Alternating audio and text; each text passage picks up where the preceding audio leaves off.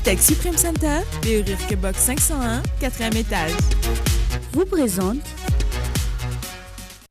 Fromage Tima apporte de la joie et de l'énergie pour toute la famille dans le JT. Tima est toujours là. Crée ton style avec Tur Sergio. Les bijouteries Tur Sergio, le centre de formation professionnelle immédiat et l'université immédiat en Batum Sangan vous présente le JT.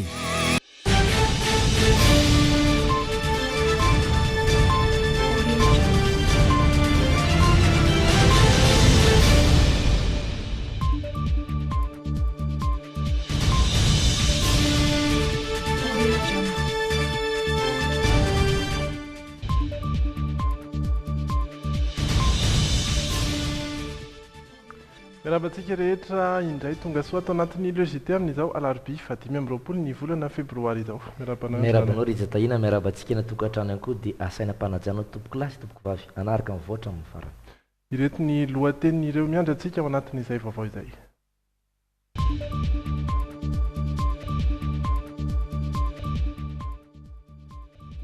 Hiakatra ho 700 ariary ny mofo dipaina nanomboka ny fiandohan'ny vola martsa ho avy izao. Namerina indray ireo arifenitra efa ny matimatesany tao anatin'ny entona izay ireo mpiasa ny tenim-bola-panjakana indrindra fa ny fiarovana ny vola-panjakana. Mitaraina no fofona maimbo makarary avoaka ny orinasa tsy miankina iray ny mponina eny Ambohidratrimo. Nahazo ny anjara fanampiana ho azy ireo ny mpianatra eny amin'ny EPP anaty hazo dia tsy maintsy mananga akanjo vao tonga any am-pianarana. Vao nitranga am-piarahamonina olona roa no hita faty an-drano teny Anosibe. Ary ao anatiny hoy ianao no iresantsika mahakasika ny fanontaniana hoe fantatsika malagasy ireo faritra 2020 fa ny insolita kosa dia hitantsika rehefa avy eo ny omby kely indrindra maniran-tany.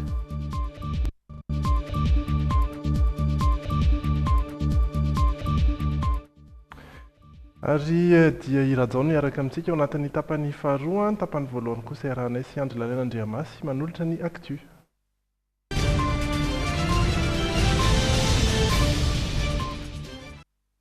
Ary dia hiakatra manomboka ny voalohan'ny volana marsa izao ny vidin'ny mofo dipaina.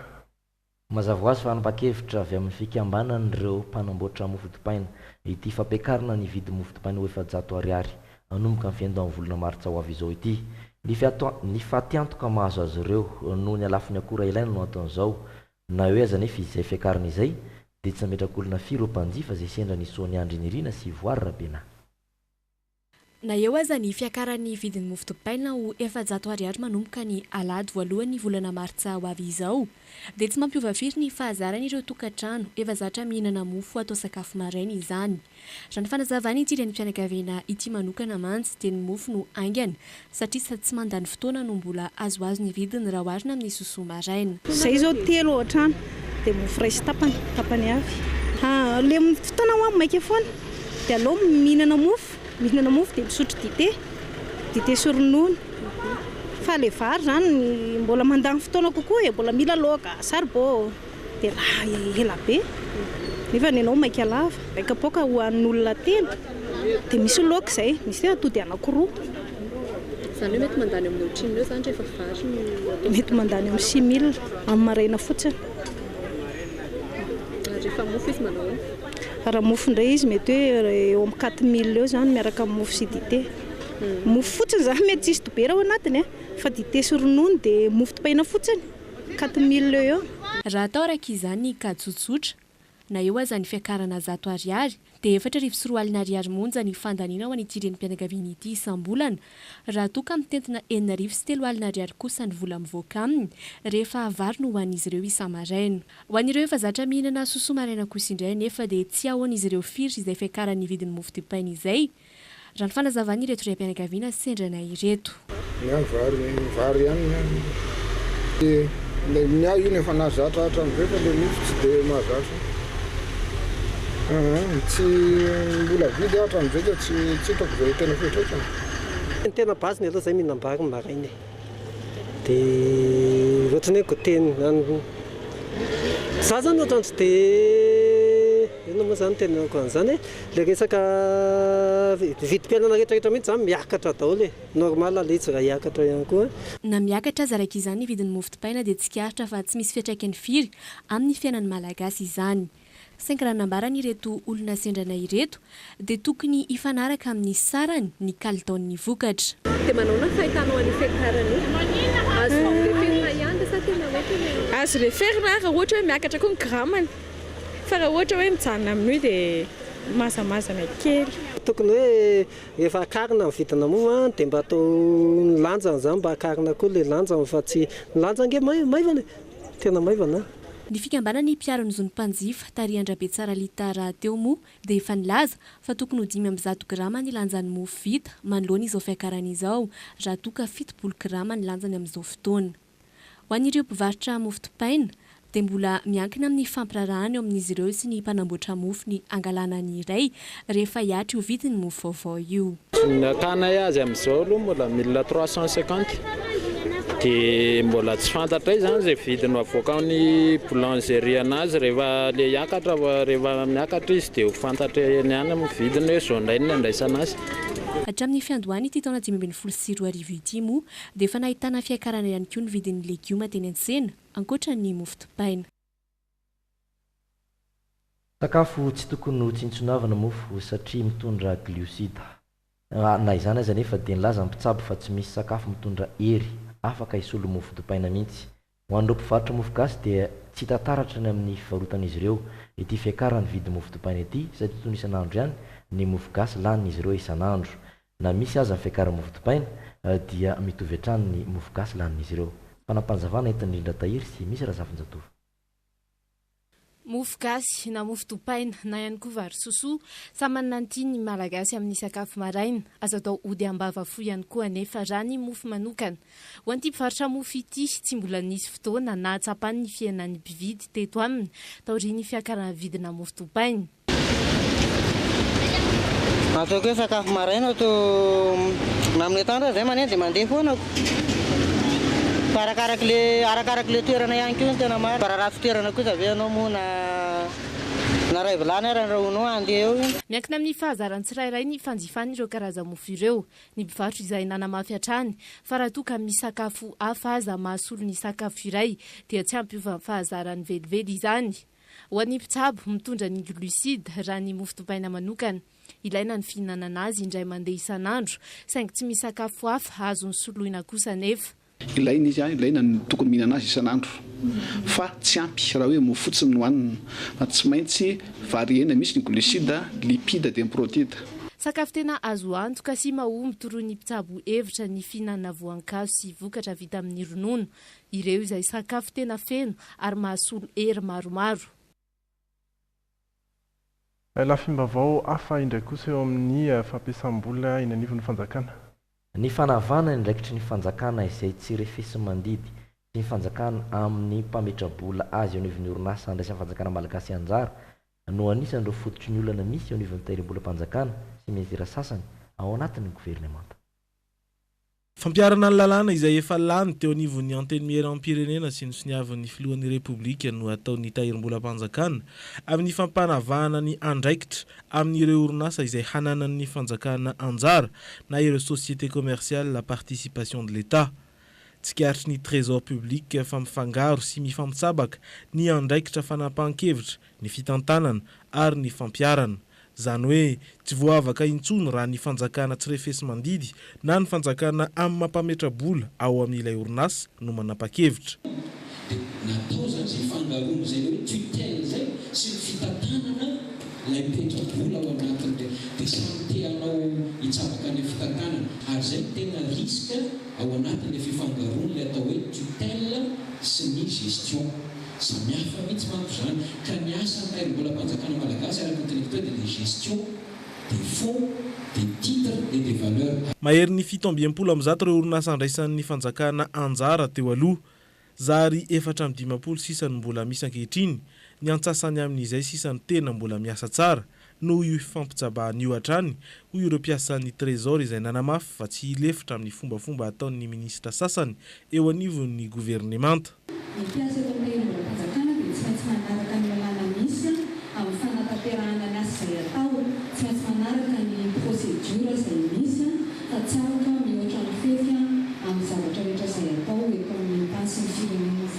Nitondra fanazavana kosa minisy mpanjakana Rakotovaorivo fa tokony hitovy ny fomba fijeriny lalàna ka mihevitra ny tenany fa ho foana ny fiahina teknika na ny tutelle tekniky n'ireo ministera misahana ireo orinasa izay ananana ny fanjakana anjara raha mitohy ny hetsika ataony trésor public.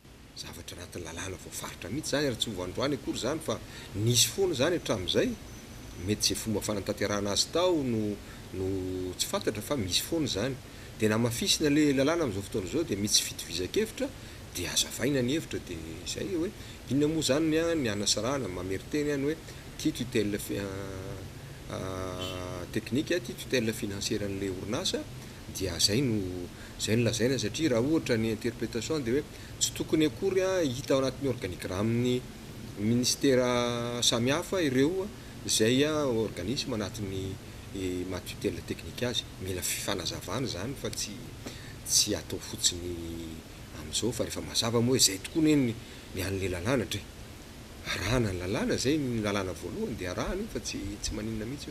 Anisan'ny mampiaya ny trésor public ihany koa ny fangatahana vola be manodidina ny 4 miliara ariary tsy mangarahara ataon'ny ministera mpanjakana amin'ny orinasan'ny Tseranatsambo ny Tomasina. Nanazava ny tompon'andraikitra voalohany amin'ity ministera ity fa niarahana nanao tamin'ny ministera ny vola sy ny teti-bola ary ny ministera ny fitaterana izany fangataham-bola izany ho fanamboaran-dalana eto Andrenivohitra. Tsy lefitra ny amin'ny ambaran'izy ireo fa tsindry ny piasan'ny trésor public manoloana izany. Lafimbavao hafa indray kosa mitaraina ireo mponina ny Ambohidratrimo.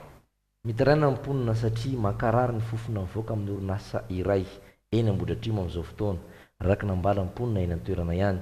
Ny areti-tratra sy aretin'andoha no mipahazo ny mponina eny an-toerana hatramin'ny hodinany ity orinasa ity. Teny an-toerana eny an'Ilana Tsimbazafy sy Stefana Rakotomalala ndresaka tamin'ireo mponina. Mampitaraina ny olona ety Angodina, Anosiala, ety Ambohidratrimo, ny fofona maimbo mivoaka amin'ny milina avy amin'ity orinasa manadio menaka maloto avy tamina milina lehibe sy fiara ity. Miteraka aretina amin'ny aretin'ny taovam-pisefona sy ny aretin'andoha ny fofona efa misy tamin'ireo mponina mihitsy no nahiditra hopitaly no ity raharaha ity. Raha ny fanazavana aloha dia efa tamin'ny taona 2024 tany no niorina ity orinasa ity ary tany am-boalohany dia nanaiky nipetrahany teto ny mponina saingy rehefa niodina ny orinasa dia izao mandoto ny tontolo iainana izao ka tsy ekeny ny mponina intsony. Ny olona zany eto manodidina betsaka ny sebitra, betsaka ny marary amin'le fofona dia tsy hitan'ny fokon'olona izay ho atao fa ohatrany hoe lany anjavina fotsiny ny zavatra ataon'ny fokon'olona amin'ny resaka fofona eo. Dia izay zany etona dia manao an'izao teny izao hoe izay tsy mandaza fokon'olona ny sokafan'ny orinasa fa kosa tokony hanaja ny tontolo iainana, hanaja amin'ny manodidina, tokony hifanaja ny fokon'olona sy ny mpampiasa eto amin'ity toerana ity. Raha ny fanazavana azo avy amin'ny orinasa dia fantatr'ireo mponina ny asa nataon'ny orinasa hatrany am-boalohany ary nanak'izany izy ireo. Ankoatr'izay dia efa nanao ezaka ny orinasa amin'ny tsy hiparitahan'ny fofona ratsy avy amin'ny fanadiovana ireo menaka maloto ireo. Andaniny eo nefa dia mbola ao anatin'ny vanim-potoana ny andrana izy ireo amin'izao fotoana ary andalam-panitsiana ireo milina rehetra mba tsy handoto tontolo iainana. Efa tonga teny amin'ny ofisy nasionaly momba ny tontolo iainana ity raharaha ity, nisy ny fangatahana fanazavana nataony ary efa namaly izany ny orinasa. Andrasana izany izay toy ny ity raharaha ity raha amin'ny fanazavan'ny mponina ety an-toerana aloha dia tsy tanty mihitsy ny voka-dratsy ny fofona avy amin'ireo menaka fampiasa amin'ireo milina sy fiara ho diovina ireo. Miparitaka manerana ny fokotany manodidina ihany koa ny fofona. Amin'ny lafimbavao ny fiompiana kosa, ny fiompiana izay tokony avelona tsara raha ny filazan'ireo matianina eo amin'ity sehatra ity. Azo atao tsara ny mivelona amin'ny fiompiana raha ny fanazavana ireo famatianina amin'ity sehatra ity. Tokony anaraka ireo fenitra takin-tsena na anatiny na ivelany anefa ny fomba fiompiana eto amintsika mba tsy hahafaty antoka antsika. Nitava tamin'ireo matianina amin'ity sehatra ity iainan'Ilana Tsimbazafy sy Stefana Rakotomalala. Mahavelona raha ny asa fiompiana raha fanazavana ramatoa mpiompi iray ity azahoana tombony 100 isan-jato mihitsy rehefa mizotra tsakany sy andavany ny asa. Olana amin'ny fiompiana nefa ny sakafo sy ny aretim-biby. Raha ho an'ny fiompiana akofaka nanofo izay isan'ny ataony zao ohatra dia rehefa amin'ny fotoana mahabetsaka ny katsaka isan'ny fototry ny sakafon'ny akoho dia tsy manana olana ara-tsakafo izy ireo. Saingy rehefa tapitra izay fotoana mahabetsaka ny katsaka izay dia miseho ny olana isan-karazany fa hita amin'ny biby fiompy. Andaniny eo anefa dia tsy mifidy vanim-potoana ny aretina mandripaka ny akoho. Ho azy zao dia efa nisy fotoana matiny ny aretina avokoa ny akoho nompiany. Misy fotoana tena tsy mandray mihitsy zay mpiompy. Satria ao anatiny koa misy resaka hoe mortalité, misy resaka hoe aretina. Rehefa misy aretina zay moa dia tena tsorina fa na ny masokarena raha tsisy efa manomboka mivelatra ary miparitaka eto amintsika ankehitriny ny fiompiana raha mifahitany ty tompona andraikitra amina orinasa miasa amin'ny sehatry ny fiompiana ity. Na izany aza nefa dia tsy tokony atao ambanin-javatra ny ilan'ny fitadiavam-bola ny fahasalaman'ny biby ompiana mba hanatsara ny kalitaon'ny hena tsy hankarary ny mpanjifa. Ilaina noho izany ny fametrahana laboratoire fitsirihana ny aretina amin'ireo biby fiompy ireo ahafahana mitondra vahaolana raha sanatria misy ny valana aretina mahazo ny biby. Andanio nefa dia ilaina ny fananana toerana famonoana biby na abattoir manaraka ny fenitra takiny ny tsena na ny tsena anatiny na ny tsena iraisam-pirenena. Efa manomboka mibetsaka ny piopy ataontsika hoe tena hoe matianina mihitsy. Rehefa manomboka matianina mibetsaka ny filana. Miompy ianao dia apetraka ny fenitra ara-pahasalamana apetraka dia aty amin'ny farany apetraka ny abattoir. Rehefa mipetraka daholo ireo rehetrarehetra eo izay ny atao hoe concept na développement na élevage mihitsy eto Madagasikara. Tsy amin'ny sehatry ny akoho ihany io fa tokony ho marina io amin'ny sehatry ny fiompiana amin'ny ankapobeny mihitsy na amin'ny omby na amin'ny ondry ny amin'ny osy. Mbola azo atao tsara noho izany ny miditra amin'ny sehatry ny fiompiana na izany aiza nefa dia ilaina ny miasa amin'ny sehatry ny matianina fa tsy manandrakandrana mba tsy hahafaty antoka sy hampandroso aingana na ny asa fivelomana na andanin'izay ny fidiram-bola raha amin'ny fanazavana azo. Olona betsaka kosa ireo olana sedrain'ny mpianatra sy ny sekoly amin'izao fotoana ny fahavaratra izao. Ho an'ny EPP anaty azo isotry dia tsy maintsy manala akanjo ambany ireo mpianatra mba hamonjy ny sekoly noho ny fiakaran'ny rano. Ankoatra io nefa dia isan'ny olona sedrain'ny sekoly ihany koa ny fahasimbana sy ny tsy fampino W ka voatery mipetraka tsy efatrefatra ireo mpianatra izay misy fiantraikany lehibe amin'ny fantohan'ireo mpianatra izany rehetra izany. Na dia tsy isan'ireo sekolitra mpavoazana tahaka ireo telonjato hafa sy mba sy potiky ny rotsakora aza ny EPP eto anaty azo isotry dia fahoriana tanteraka no tsy maintsy sedrain'ireo ankizy rehefa andianatra isa-maraina. Miakatra izay tsy izy mantsy ny rano ary voatery mirobo-drano vao tonga aty an-tsekoly. Mitantara ny zava-misy iainan'ireo mpianatra rehefa fotoam-pavaratra tahaka izao moa ny filopokon-tany anaty azo isotry. Ny tena olana aloha zao indrindra amin'izao fahavaratra zao avorana zao dia tena hoe mijaly be ilay ankizy mandeha mianatra.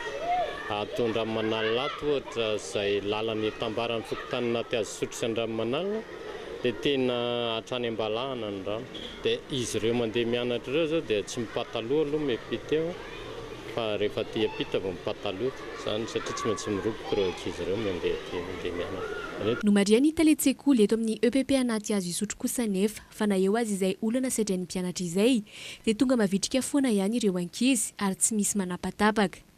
Fa raha momba ny sekoly manokana dia ny fahasimban'ireo W no tena nanahirana ny sekoly satria voatery mipetraka tsy efatsefatra ireo mpianatra izay misy fiantraikany lehibe amin'ny fampitainan'ny lesona tokoa raha ny fanazavana ity mpanabe iray ato amin'ny kilasy faharoa ity. Tsy mikonsentra mihitsy satria be dia be le ankizy miara-mipetraka zany dia lasa na ohatra manazava lesona ary ianao dia mifampitabataaba mifampikitikika ataon'zareo rehefa be loatra ny eraky ny W. Samy mifangalatahaka fotsiny ny ankizy na mahay lasa tsy mahay ohatr'izay raha vao hoe be loatra ny eraky ny W. Isan'ny anampetsaka amin'ny fifantohan'ny mpianatra tokoa araka izany ity fanampiana manokana azon'izy ireo avy any amin'ny vadiny filoham-pirenena Voangy Rajaonarimampianina ity. Voavaha ny olanay. Voavaha satria raha ohatra ka mipetraka tamin'ny W iray ankizy efatra dia amin'izao zany efa tonga ireo fanampian'ireo. Nisy maromaro ihany izy aloha satria nahazo teo amin'ny 10 isa teo zahay dia mba afaka iaina zany ny mpianatray. Ankoatra ireo W miisa 10 mantsy dia nisy ihany koa ny fanamboarana natao tamin'ireo efitrano sasantsasany teto anivon'ny sekoly. Fa mahatsiaro tena tsy misy mijery kosa ireo mponina eny ampasika ampefilo ambody rano ary nanatanteraka hetsika io arivo io. Anairana ny tompona andraikitra fa mbola metoy ny fiakarany rano kanefa tsy misy mahita izy ireo. Io arivo io tamin'ny efatrora sasany nanomboka ity hetsika ity izay nanembatsembana ny fifamovoizana teny amin'iny faritra iny ary voatery niditra an-tsehatra ny mpitandro filaminana namerina izany rehetra izany amin'ny laoniny amin'izao fotoana izao dia efa miverina amin'ny laoniny toedrara eny an-toerana. Fa ivadika eo amin'ny vaovao politika indray isika.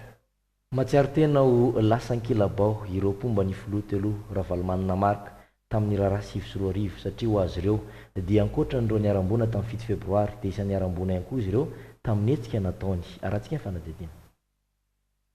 Raha toa ka ny andany ny filohan-tetezamita ny AV7 dia miandany ny filoha teo aloha Marika Ravalomanina kosa ny fikambanany mahery fo ny 7 izy ireo izay vondry ny fianakaviana niaramboina na ihany koa ny ndao sy ny fahafatesana teo anelanelany taona 7 na ireo fotoana hafa na mifavay ny disadisa politika teto amintsika.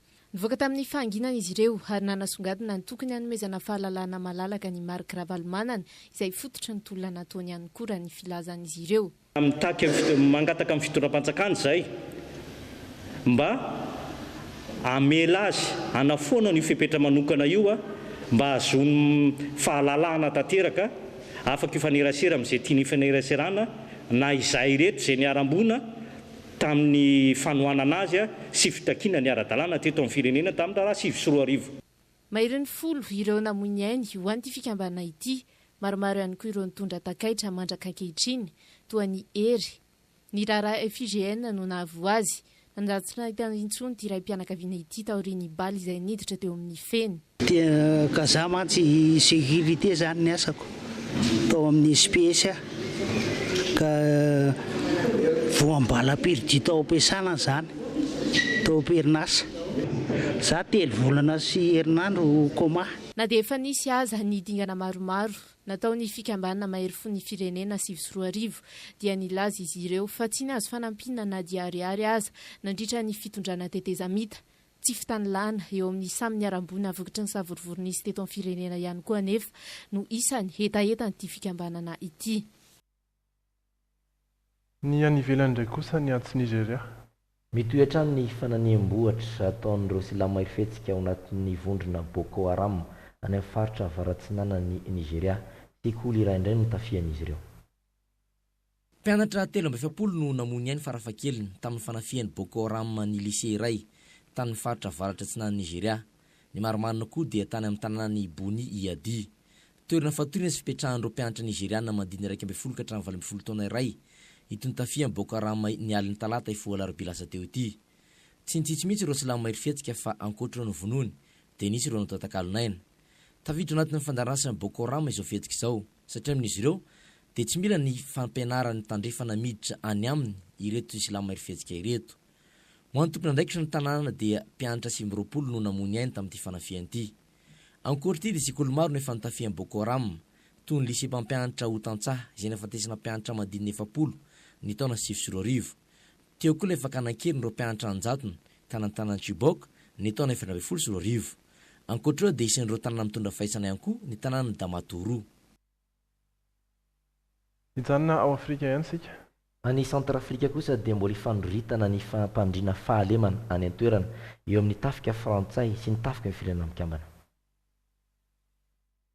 Ao anatin'ny fivoriana tanteraka amin'izao fotoana ny parlemanta frantsay, fivoriana izay anapahana hevitra ho amin'ny fanalavana na tsy ny asa fampandriana fahalemana any Centrafrika. Efa menimenina raha teo ireo Centrafrikanina fa tokony efa nafindra tamin'ny tafika ny firenena mikambana hatry ny ela ny fitantanana rehetra indrindra fa ny fampandriana fahalemana any an-toerana izay rahan'izy ireo miasa amin'ny frantsay. Hita ho niana kosa ny tahany tsy fandriam-pahalemana ao Bangui renivohitra. Na zany aza dia ponina analy no nitsopinena no niady an-trano amin'ireo mpino silamo sy mpino kristiana ny Centrafrika. Tetsankilany dia tapaka ny fiorimben'ny firenena mikambana araka ny sosikevitry ny parlemanta frantsay fa hitoetra amin'ny farany volana martsa ho avy izao ny fandaranasa amin'ny fampandriana fahalemana any Centrafrika ataony tafika frantsay. Izany hoe mandra-pavony ny tafika ny firenena mikambana andray ny andraikitra orian'izay. Dia iny ihany koa no antsika iampita ao anatin'ny tapany faharoa izay andraisantsika ny rajao iresantsika ihany koa ny vaovao ny trangam-piarahamonina, ny vaovao hafakely sy ny portrait ao riany tokambarotra. ao anatin'ny tapany faharoa ny lozité isika manomboka eto ary dia araka izao hitantsika izao miaraka amin'ny Rajao indray. Manao ny Rajao? Mirabanao sy ny mpiaino atsika sy mipijery any tokantrano rehetra any salama tofoka.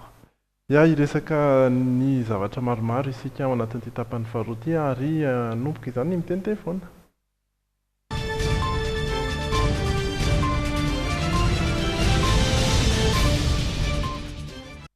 Inona ny vaovaonao Rajao? Ny vaovao tena goavana aloha zany izy tahiny raha andrehetra mahita sy mahalala fa be loatra ny rano tamity. Tsy fantatra na hoe treo mihitsy ny tena tokony abetsahan'ny rano efa fahavaratra fa ny rano natiraky ny ora-pahavaratra tsotra mihoatra lavitra no ny rano natiraky ny cyclone azy zay eritreretina hoe cyclone no mitondra orana fa avelatsika ny amin'izay fa andehitsika hitsidika ny Tomasina amin'ny lalan'ny tilikambo. Marobe koa ve ny any amin'ny Tomas?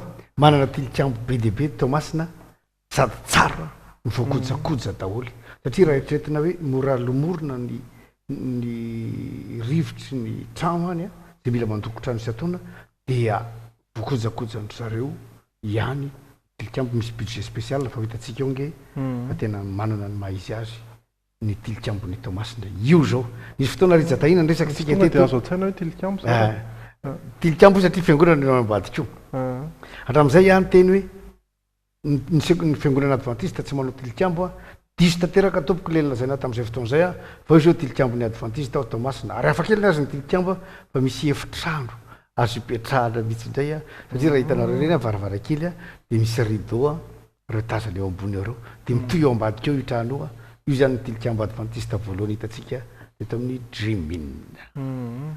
Io indray dia tsy hitako izay ilazana azy tilikambo ve io sa clocher toerana lakolosy fa ao Tomasina ihany io ao amin'ny ekara Sacré-Cœur tsy lavitra ny bazary kely misy azy. Io indray fanakaiky amin'ilay fiangonana teo ihany io no antsoina hoe Betela FCKM eo akaiky mibazary kely ihany koa izy io tazana moramorana kely mitadakatahaka ny tilikambona Loterane. Fonina ny Tomasina mijery moa amin'izao efa matadidy avokoa ngamba. Dia io ndraiky io sa eo akaiky ny mairie misy azy io ny église anglikana voalohany hitantsika teto amin'ny Dremin koa angamba fa mbola betsaka no avy eo any Ecclesia Episcopaly Malagasy eo akaiky ny mairie misy azy io tapaka ny lohany. Io ndray tompoko dia fiangonana FCKM manareza ny anaran'izy io amin'iny akaiky ny lalana akaiky n'ilay Simbendrano ao Tomasina lalana makany amin'ny Stella Maris. Hafahafa kely tsy taka mahita. Io dia fiangonana FLM ao Tomasina any Morarano misy azy any akaiky n'ilay fiangonana taloha teo ihany koa lalana makany n'iny Stella Maris koa no ahitantsika azy. Tovitovy amin'ilay teo ihany ny lokony. Tovitovy amin'ilay teo ihany ny lokony. Io ndray dia ekara indray io fa any Salazamay. Dia jereo tsara amin'izao fa voaloko zao tilikambo zao na dia eo aza ny toetrandro any Tomasina zay raha tsika rehetra malala fa noho ny amandona dia matetika lomorona vetivety mihitsy ny rindrina mila velomberona matetika ary voakarakara tompoko zao tilikambo zao dia sorana ny fiangonana fa dia mahafinaritra satria sady endriky ny tanàny reny. Zay ny tena marina manaraka azy eo mifanakaiky eo zareo fa mbola bory ihany koa ny lohany io dia any FCKM Salazamay. Dia ao Tomasina dia mahagaga fa ny akabeazan'ny fiangonana dia tapaka ohatr'izao daholo ny lohany. Io moa zany tsy matsokotsoko ny lohany. Io moa zany dia za zao dia mahazo antoka mihitsy fa ny tilikambo zany na dia eo ary ilay fiangonana dia tsy misy lalàna akory mame hoe tsy maintsy asiana tilikambo na tsy maintsy tilikambo sahala amin'izao ny atsika fa zay mahadevolana an'ilay fiangonana sy le mpivava koa sy le mpitarika eo angamba nanaovany azy. Dia ao Tomasina zao dia jerenao amin'ny tilikambo fa mitovitovy sy zay sary mbola hitantsika eo ataony zareo mitovitovy ohatrany hoe mifankatahaka mifaninana ve samy fanome hevitra ilazana azy. Io ekara Saint-Joseph eny amoron-dranomasina misy an'izy io erekaiky ny douane ery. Jerenao zao ohatrany trano vonolokoana voangana mihitsy le tilikambo ray manontolo tena mahafinaritra be mitovitovy amin'izao Notre Dame any Paris Fatapatantsika dia eo akaikio tsy eo akaiky manko zavady diso ty moa zany zao mbola Saint Paul ty to zao tilikambo mahazatra atsika ty eo akaiky nambara tavoangy misy an'izy io raha vao mahavy mandalo amin'ny tabosiny mairie iny dia mahita ny tilikambo anisan'ny tsara tary ihany ko ohatrany tilikambo any an-dafy ny fahitako azy zao tilikambo zao ary avo be a avo izy tena avo sady manerinерina io ngamba ny tena mora hita dijerenao fa mitovitovy io zao any aonjima io any F5 matrano vato fitiavana dia mitovitovy endrika mihitsiny tam'le anankiroa vatsavato gasa fampijery ve zany ny mpivavaka sy ny fiangonana dia andao atao ohatrany endry zareo atsy fa mahafinaritra sady tsara fa dia manana tilikambo tsara hito masina mbola misy fiangonana hafa fa tsy misy tilikambo dia tsy nalaina satria nitsika moa zany ny sujet hoe tilikambo ny akoatr'izay ny olona zaiko teo ny olona zay ny angamba dia mikasika zay nasiantsika tamin'ny activité ho ihany ny resaka trésor tsy dirako zay zavatra mitrango amin'ny trésor am'izao fa voaingana fa tsy dia ela vao nahafantatra hoe kaiva reka reny volantsika apetraka any amin'ny banky reny na reny any amin'ny telefôny reny dia apetraka ry zareo azony zareo apetraka any amin'ny trésor tahirim-bola mpanjakana dia azon'ny fanjakana ampiasaina fa mahazo zana-bola any amin'ny 800 any zany le olona mametraka vola io dia misy koa aza olotsotra afaka mametraka vola dia mahazo vola zanany 800 fa mety zany izy raha mahatrihitrih be zany ianao ka manam-bola dia zao azo antoka fa tsy overo ny volanao fa miasa ampiasain'ny fanjakana dia misy zana-bola ao farany mikasika le fofona le eny ambodratrimo ny nosiala reny aloha zany dia inona fa mba efa eno ny any amin'ny ministeran'ny tontolo iainana angambany fa io nge misy fandraisany ihany koa am'le resaka akoho hitanao le fiompiana akoho le nresahan'le olona teo iny mipy akoho izy indrindra ty le akoho manatody lava ty ny zezika avoakan'ny akoho dia nisan'ny zezika anankiray mampitombo aingana ny fambolena tena tsara fa ny zezika akoho kotopoko rehefa mitambatra ka somary hoe azo ny orana zay dia avy eo da nihiny masoandro tsy azo iainana fa miteraka aritina be tena tsy la velively ny tovapisy foana ny tena voany kanefa dia eta voatanana Antananarivo misy be dia be ny olona mipy andeny akoho reny fa dia tena tsy tigidrakidra moa ny olona miresaka fiarahamoniny fa dia miafy fotsiny eo fa rehefa nay fa tonga any amin'ny aretina hoe tsy maintsy ivety fanafody sy traby tena any amin'ny dokotera dia teraka ihany disadisa rehefa nyteny amin'iny faritra iny moa zany tsy hoe tididadisa fa nitaraina ihany izy farany ny hitantsika iny ny resaka ny fiakaran'ny rano ihany sika teo anisany hoe niteraka korotana tetsy amin'ny faritra 17 hektara ampefiloa ny trabona no nanao fihetsiketsehana moa zany hoe matsiaro teny hoe mbola tsy misy mijery izy ireo nefa ny rano mitohy miakatra ary mahakasika an'izay indrindra aloha dia tsara ihany ny mampafantatra antsika ny filazana avy amin'ny apipa fa ny maridrefy ny kopa zany hoe ny fiakarany avo ny ranony kopa amin'izao fotoan'izao raha avetsy amin'ny nosy zato dia ray faingo 320 metatra ary mbola vinavinaina hiakatra trany izy io 3 metatra no fanairana milaza ny loza manambana ho ananosy zato ny eny Bevomanga indray kosa no somary maefa manakaikaiky an'izay fanairana izay satria 3 metatra faingo 5.70 ny aviny amin'izao fotoana nefa tonga 4 metatra izy no fanairana milaza loza manambana ho an'ny faritry Bevomanga androany tamin'ny 3 ora hariva ity fandrefesana nalefa ny apipa ity zany androany 5 ny volana febroary ary eritreretina fa efa ho tonga tsy ho ela ao anatin'izay hoe filazana loza manambana izay zany ny eny Bevomanga tsara ihany mampafantatra antsika an'izay ary dia hiditra ao anatin'ny trangam-piarahamonisika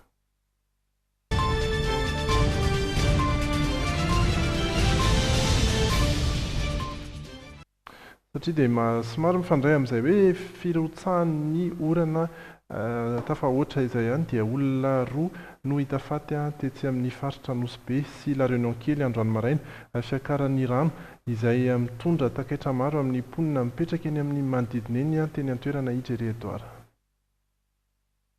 Tokony ho madiva haraina ny andro dia efa tsikaritra ireo mponina miasa sy mandalo eny Anosibe ny razana iray mpianakaviana iray manodidina ny 80 taona nitsingevana teo amin'ny lakan-dranon'Andretany. Tsy nisy ain'intsony satria izy tombanan'ireo olona ho tamin'ny alina ny fotoana nahafatesan'ilay lehilahy. Teo ambony rano teo zany izy. Ny fitaovany anazy manontolo ny karapanondro ny zavasamy mimba azy mbola ao daholo. Mahatoa azy izy amin'ny fivelan'ny olona sy nanatsy maso lesa teo reo hatramin'ny maraina. Teo ambony rano teo izy no maty dia nisy napakatra teo. Zay nahitako azy. Tsy nahitana diana ratra teny ambatan'ilay raim-pianakaviana ary mbola hita teny amin'ny avokoa ny entany rehetra toy ny vola sy ny telefaonina findainy. Mihevitra ireo olona nahita ny razana fa nianjera tao anaty rano ilay raim-pianakaviana ka safotra ary tsy nahatsiaro teny intsony. Ireo mpamonjy voina sy ireo mpitandro filaminana no nanao fizana ifotony teny an-toerana androany maraina. Fa mbola mampikolay ireo olona mipetraka eny amin'ny manodidina ny haratsy ny fodi-davitrasa ka misy fiantraikany avy hatrany izany vantany vao avy ny orana.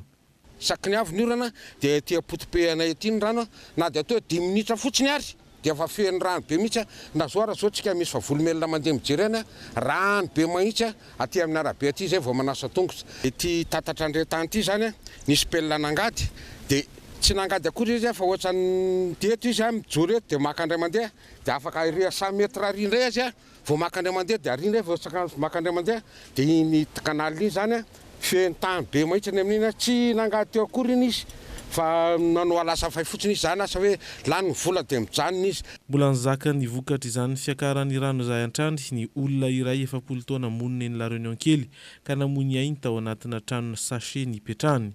Manoloan'izany dia tsy sasatry ny manao antsoavy ireo mponina eny an-toerana ny amin'ny tadiavana vahaolana hisoroana famoizana aina tahaka izao.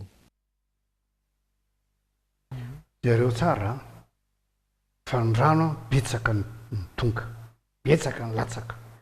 Marina fa misy andraikitry ny fanjakanao tsy afaka nanadio an'le tatatra sy ny lalany arabe sy ny fako tsy voala fa tadidio fa misy andraikitry zasy ianao koa mahatonga n'io rano tsy mivoaka ohatr'izao satria ny loto ampiasaintsika tsy misy sarotiny amin'izay olona mandoto ny tanàna sika menakavy. Fa raha manary fako tsisy miteny, manary fako ianao tsisy miteny manora mitsilany zany zao tsika menakavy za anisan'izany satria zay koa dia ao anatin'ny tanàna ambany. Ka raha tsika menakavy rehetrarehetra mipetraka tanàna ambany zao manomboka amintsika traboina voalohany zany manomboka sarotiny tsy misy mampiasa plastika intsony, tsisy manarinary fako intsony satria mahafaty any menakavy zany zavatra zany iova be ty tanàna amintsika ty.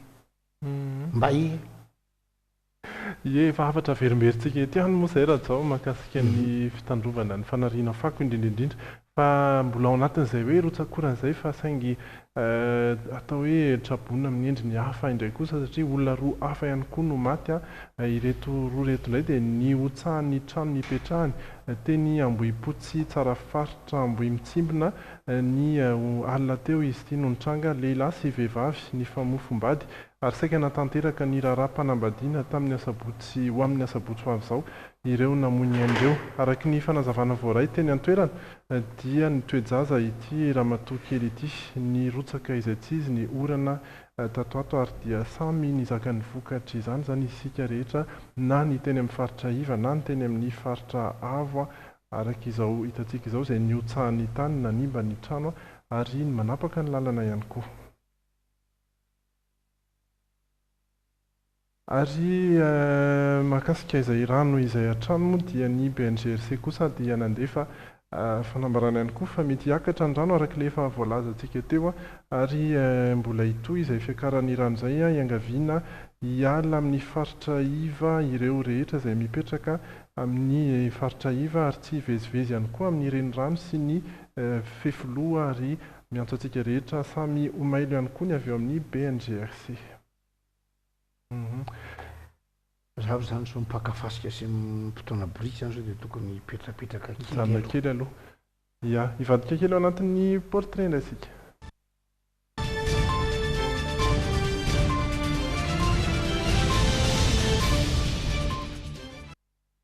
resadresaka nataon'isao ny andrenirina miaraka amin'ny Albert no arahantsika ao anatin'reto sary manaraka ireto Albert dia manana asa iray mifandray amin'ny mpitondra fiarakodia rehetra izy no mpiandry parking andao arahana ny tantarany.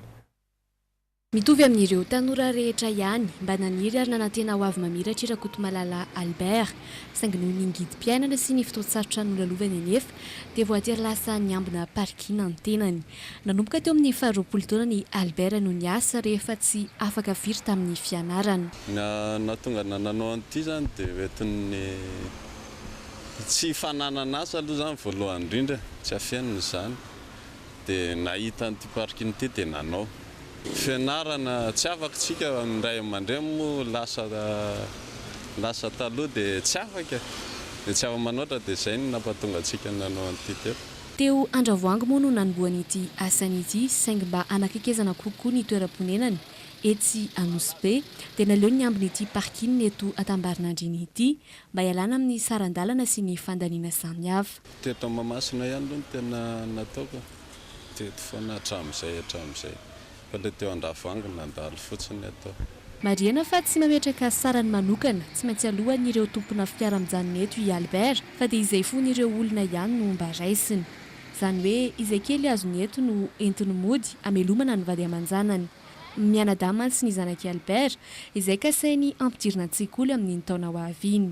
Tômôbila betsaka miditra fa ny ankamaroany moa tsy manome vola ny anay koa eto zany tena marina hoe asanay maleo tena tsy mitady karama zay na niza fa zay fon'olona misy ary 100 ary 200 misy ary moa tsy manome vao valy anavina fotsiny menanao dia zay dia fa ny anay zany le asa hoe voniny zay nanao azy dia zakanay hatrany farany zay koa fantatr'olona teto dia zay 20,000 raha ohatra hoe tena betsaka ny tômôbila raha laka misy izy zany miakatrakatra kely fotsiny rehefa andavanandro mpianatra zay le teneniko zay misy ary sasany ianao indray lasa hoe nga eto lasa mandoa parking nefa ny anay izay fony dia tavinay zay nge tsy manera ny anay tsisy tika tsisy na dia miasa ho an'ny tenany azy Albert dia misy lera enjehina sahala amin'ireny mpiasa birao ireny ihany izy eto. Izay eto dia manenjika mpianatra tsy satria mpianatra moa no tena vonjenay eto miala amin'ny enina ny hatrany zay dia amin'ny 9 koa zay vao miala eto izany hoe eto mihitsy ny tontolon'andronay. Ny anay eto misy fepetra mihitsy hoe party aty anatiny responsable vao ny any ivelany zay tsy responsable ny any ivelany ny aty anatiny makaty izao hitantsika izao ihany. Hatreto aloha dia mbola mahavelona tsara ny vady aman-janany ity asan'ity ka tsy mbola voasarika amina asafa ny tenany. Nambarany ihany koa fa sarotra ny fitadiavana asa amin'izao fotoana izao ka aleo miaritra amin'izay eo am-pelantanana. Dia marina mihitsy ny Albert ka tanony azo le rofa sarotra ny mila raha zany 20,000 par jour zany tsy manao hoe betsaka izany fa ny ouvrier spécialisé mikiara-moatra zany dia ty entinao tompony tenanao ajao tsara fotsiny nama le kandra ajao tsara fotsiny le kandra dia ajao fotsiny ihany koa le olona na manome vola le olona na tsy manome vola le olona ambeny foana fa tsy problème zany rehefa tsy manome izy anazy ny azy fa nenao kosa raha Albert dia zao izy foana dia zao fotsiny tandremo tsitsapany olona sy hitany olona eny aminao ohatra ny fofona toka fa manomboka amin'izay fotoana izay misotro toka ianao dia ena ny lanjanao eo anatrihan'ireo olona rehetrarehetra zay mba nanome voninahitra anao reo. Satikisana ia dia mirarisoan'ny Albert isika noho soamantsara izay asa izay hivadika ao anatin'ny vaovaony tsy vaovao moa no tena maromana kokoa hiezaka alala bebe koa ny Madagasikara indray isika ao anatin'ny hoe ianao.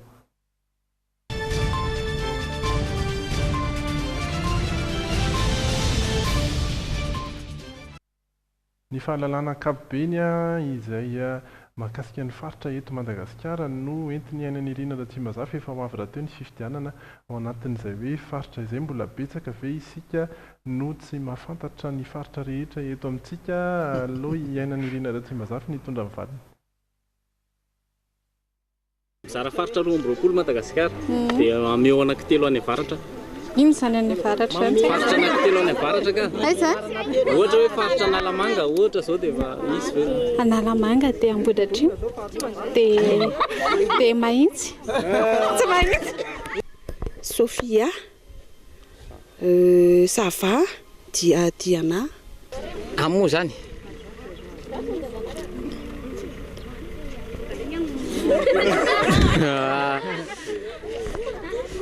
tiako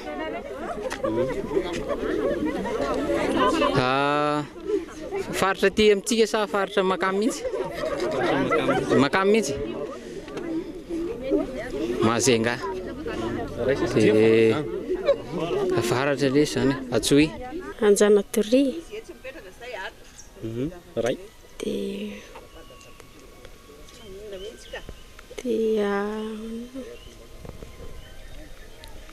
Afapo Sofia Diana Boeny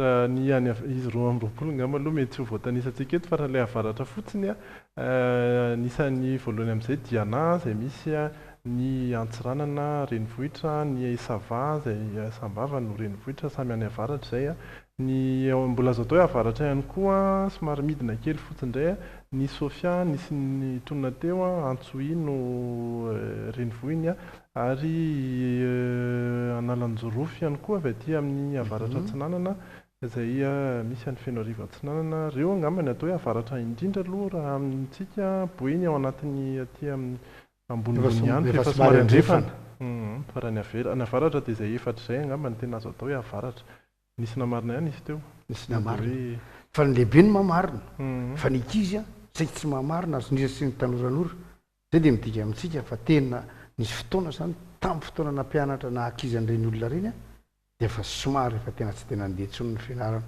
tahaka andry Albera angamba zao mety mahay ny faritra raha teo moa atao hoe voangana ihany nefa ny lehibe ndray mety na zany hoe mino fa raha reny lehibe reny tsy nianarany tany ampianarana zay satria mbola tsy tany ampianarana fa no le fianarana efa mba azony izay mba tsaratsara kokoa noho ny teo aloha noho ny amin'izao fotoana izao dia rehefa mandeha ny vaovao dia mora mandray kokoa ny olona ohatra an'ireny ampianary foana ny ankizy raha mbola azo atao na ny lehibe azy ange mbola mianatra tsy maninona tsy mahafaty antoka mihitsy nareo fa tsy teto ihany tsika rizataina le resaka an'iny na ao Frantsa zange raha ty mbola misy olona tsy mahay maky teny sy manoratra dia mbola tsy mianatra ny olona fa mbola mianatra ary mbola tsy tara mihitsy raha mbola mianatra ny resaka Madagasikara ihany sika fa ao anatin'ny diary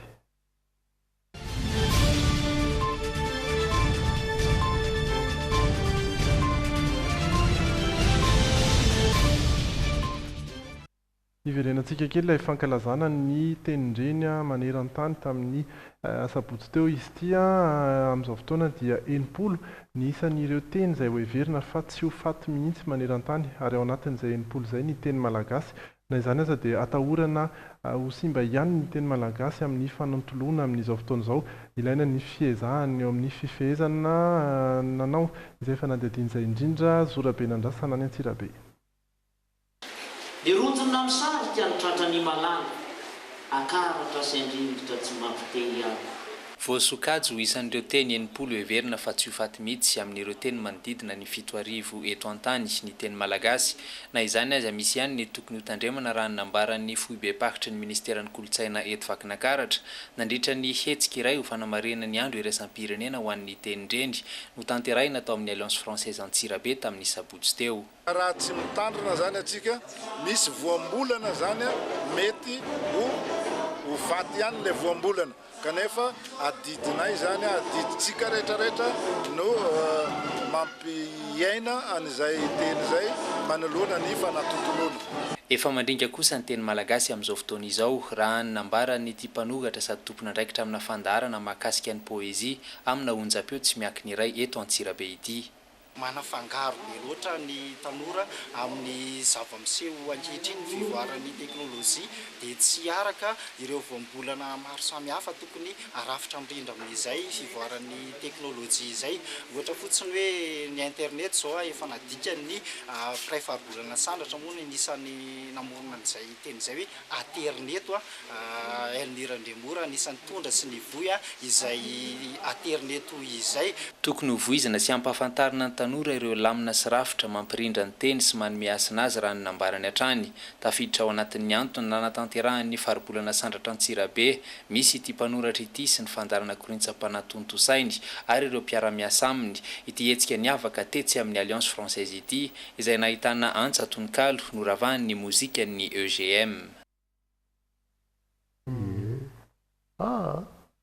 de marona tokoa aloha zany hoe tena mahafinaritra aloha mahino hoe anisan'ny tsy ho faty ny teny malagasy fandiniana azy de hoe satria sady misy teny mbola miteny amin'izao fotoana no misy soratra zay de tena nefa voaingana ihany ny teny malagasy satria tamin'ny andron'andrena primaire angivo nampiantso an zareo tany misorabe arabo tsy ny arabo zany nandalo tatakomoro tato no nakany voemara niditra voalohany de avy any voemara any nidina nakany farafangany mahita slamo be dehibe tsika amin'ny faritra tsy mandrefany de avy any andrena primaire no niantso andro zalareo hoe tongavonareo atya mba ampianaro ilay dambo ampianaro manoratra tam'izany mbola sorabe tato fa rehefa tonga am'izay reto missionnaire sy reto any reto zay vao navadika alphabet latine zany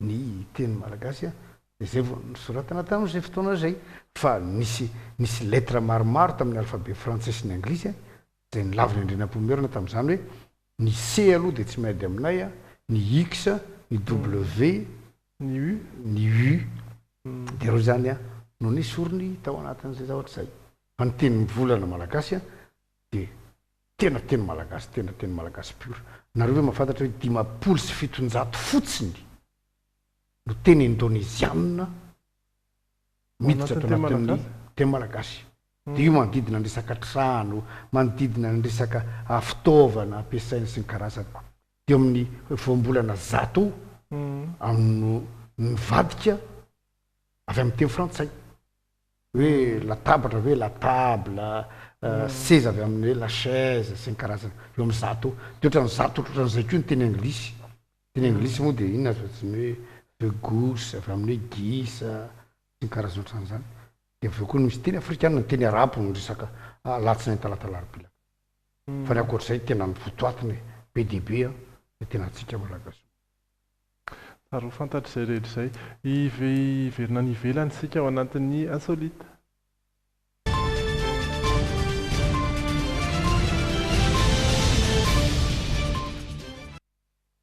any Inde no fantatra fa misy ny omby kely indrindra isika eto Madagasikara manana omby betsaka ihany mino fa tsy misy kely tahaka ity omby ray izay hoentintsika anatin'ny sary ity. This is Manaki Yam, officially the world's shortest cow, according to ity omby ity no Manaki, ny omby fohy indrindra eran-tany, araka ny voalazan'ny Guinness World Records. Taona izy, kanefa dia 120 cm ny avony, mitovitovy amin'ny 2 lika izany ny haben'ity omby ity. Voateraka izy dia nitaizany Balakrishan, ary nomeny sakafo toy ny omby rehetra teto aminy, kanefa dia zara fanotombo. The other cows on his farm, her growth stalled at just over 2 feet. 5 taona zao no nazoaka ny omby io. Vetivety hitako fa miavaka izy, ary nojereko manokana nomboka teo. Ny omby fohy indrindra hitako tamin'ny internet dia 7.5 cm. Ny any efa dia 120 cm ka dia tonga ny saina hoe ity ombiko ity ny fohy indrindra eran-tany. Nanoro hevitra azy ity mpitsabo biby iray ity, ary teo ny antsony Balakrishan, ny mpiandraikitra ny Guinness World Records, mba hanamarina fa tena ao amin'ny tokoa ny omby fohy indrindra eran-tany. Ny taona lasa teo ny tonga tao amin'izy ireo ny olona 5 avy amin'ny Guinness nanamarina ny lavan'ilay omby, ary nanome azy ireo ny fanamarina fa Manakiana tokoa no omby kely indrindra eran-tany. Sary lasa malaza eran-tany mihitsy zany ty omby ity amin'izao fotoana. In the southern Indian state of Kerala to verify the record and take pictures. And now local residents love the attention that Manikyam has brought the village. In olden days, people used to Tanaloha dia somary nitsoaka ity ombina ity foana ny mpandalo, io zanaky Balakrishan. Amin'izao fotoana indray dia ifandromana ny maka sary miaraka aminy. And Manikyam holds a special place in Balakrishnan's family. Manandanja lehibe mihitsy Manakyan ato anatin'ny fianakaviany Balakrishan. Miaraka aminay foana izy, ary tena tanay fa omby tena misaina sy manandanja. Manantona anay izy rehefa antsony. Any Inde raha teo, ny omby rehetra na lehibe na kely dia biby masina araka ny finoan'izy ireo.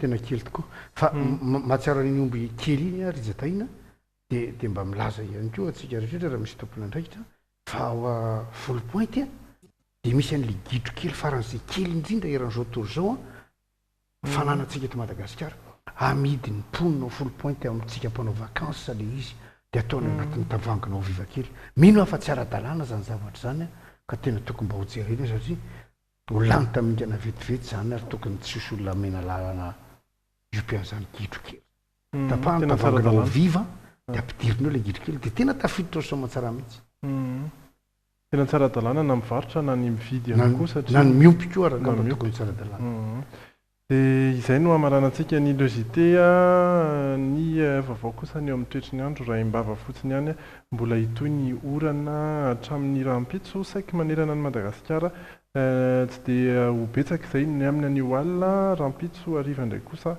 amin'ny faritra maromaro ihany dia hiverina avokoa manomboka amin'ny 5 ora hariva ohatra ny eto amin'ny faritra Antananarivo, Antsirabe, Fianarantsoa, ny any amin'ny faritra avaratra no somary mainamaina ho an'ny rahampitso na dia misy ihany aza ny orana ho an'ny atoandro. Dia anao ihany raha no teny farany ho an'ny androany. Teny farany dia manamafy an'izay fandraisana teny amialoha hoe andeotsika hifanitsy dia andeotsika ifampianatra dia andeotsika hifanentsika raha ilainy zany mazay manarinary fako sy manarinary loha teny an-dalana iny fa riny ihany no mampisavy antsika menakavy. Dia misaotra antsika rehetra niaraka taminay tao anatin'ny logité androany dia rahampitso indray fotoanantsika manaraka ny fitora sasany veloma tompoko tafandrimandry ary.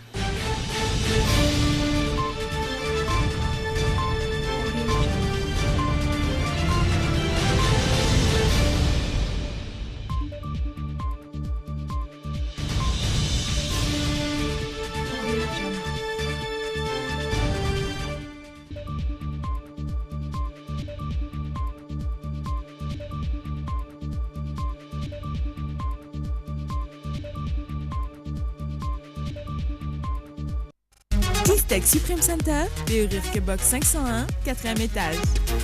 Vous présente Crée ton style avec Tio Sergio. Les bijouteries Tio Sergio, Fromage Tima apporte de la joie et de l'énergie pour toute la famille dans le JT. Tima est toujours là. Le centre de formation professionnelle immédiat et l'université immédiat en Baton Sangan vous ont présenté le JT.